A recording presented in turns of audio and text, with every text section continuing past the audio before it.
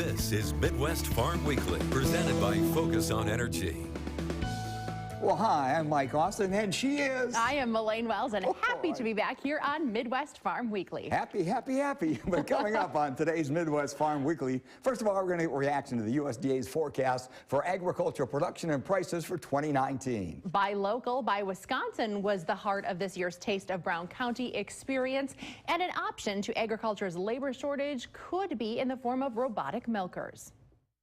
But first, those in agriculture really want to find out what's going on, so they were all ears when the USDA's chief economist, Rob Johansson, took to the podium to share his agency's forecast for agriculture in 2019. Now, Johansson said even though the report is full of uncertainties because of questions over trade, farm policy, and weather, he's still predicting that corn acreage will be up to 92 million acres, while soybean acreage will be down to 85 million acres, and wheat, well, that'll come in at about 47 million acres. As for exports, China remains the key, and without resolving current trade problems, well, Johansson is expecting ag exports to drop $1.9 billion.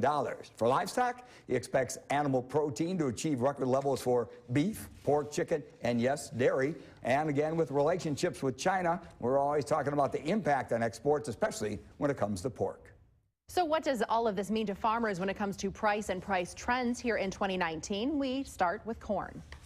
Going forward, it's going to be what the acre story is in the United States, and then it'll end up being corn export demand to be monitoring, because corn exports are actually ahead of schedule, so that's really supportive going forward. And the biggest thing with corn too right now is that last year we did not grow enough corn to meet demand, and so our ending stocks are finally really getting smaller, and it's to this point where in this situation, if we have a weather issue this summer, the market has the true potential to rally, and if by chance we can see China import any corn or DDGs or even ethanol, and maybe that'll give us some price movement down the road. And as for soybeans, well, even with a call for a reduction in planted acreage this year, without a change in our situation with China, the outlook is not very optimistic. And so even if we have less soybean acres, ending stocks don't budge. So it's a negative story. Price improvement were the two key words on the dairy front, but by how much? Well, that'll be determined by supply. Until we start to see year-over-year declines, the supply issue does continue to be burdensome. The cheese, cold storage, that's going to be a chain around our neck. It's enormous how much cheese we have in this country right now. But even looking even broader, New Zealand, Oceania, things of that nature, they're really cranking out the milk right now. Trannell says he doesn't see a lot of upward price movement through the first 2 quarters of this year. However, if we have a chance to do it in 2019, it's going to be the second half. But producers need to really respect that $16 to $17 threshold. So our strategy is looking at options. Put a floor underneath it, keep the top side as open as possible. Now, the length of the current downward trend on dairy prices certainly is hard to ignore. And even though dairy farmers are eternal optimists, it is getting tougher when looking at those monthly milk checks. You know, and there's a lot of guys that got $13 and something 100, right? Yeah. My first milk check in August of 1979 was $13.26, you know, 40 years later.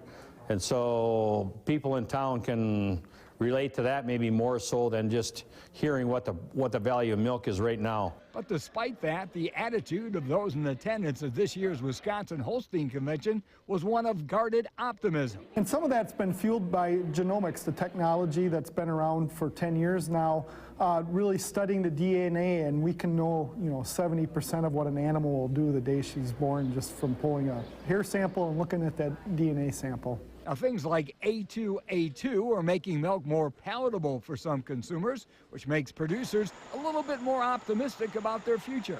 I think there's a tremendous amount of opportunity for niche markets, whether it be organic, whether it be A2A2, whether it be the next trend that's out there.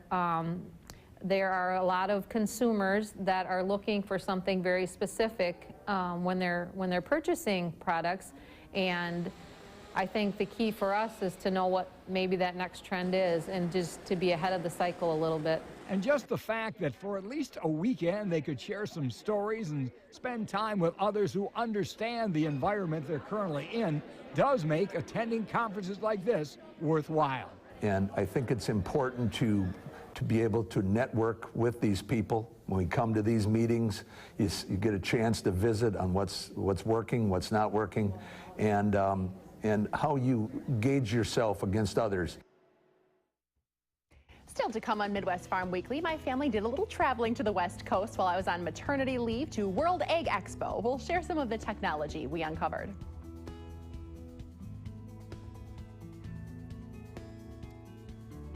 And it's like spending a day at the beach when dairy cows are laying in sand bedding. More to come.